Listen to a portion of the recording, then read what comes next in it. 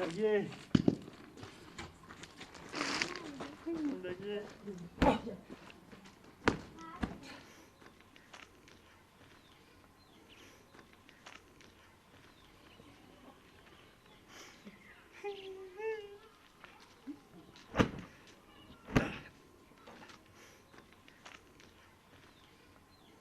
اول ظالم گنیت نکرد گیزلم اشیدم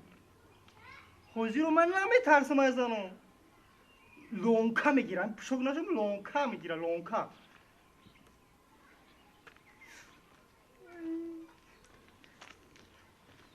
های عدت کردم چیکار کنم موقعی میگن که همین عروسیش کچکای کچکیش نکی گرفتگی من آوارانگی سای بودم ای همین خیلی یه همسایه بینه چی شرمنده میشه بخدا ای زن کلانی ای خدای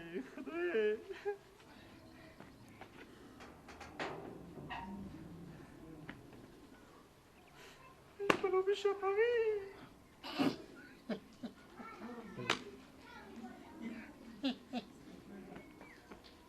هم دارد همین را شدی بد موندم ای شرمنده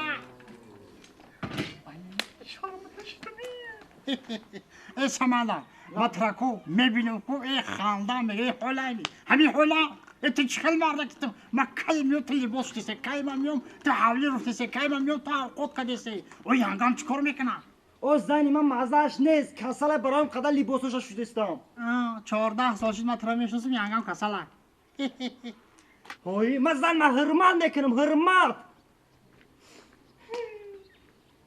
گوش که مرا مردک چی مردک شخصیت من در میدارم کو همین در میدارم کو زنک جوشتنش نمیوه تلخ کافشو میدویسم مردک جون اوقات خیلی لباس میشه ای نمیدونه چیکار کنه همین خیلی کدام نکو او من هرمت نکنم زن ما وقت را فهمیدم او تو زن تو هرمت نمیکنی میدونی چیکار کنه نکن ها بزرگو میگن که ایته 14 سال کدام نکو ایته 14 اکرم گامبو زن میگه که بیا لباسو را بشوه خونه را بروا که می خورش میکن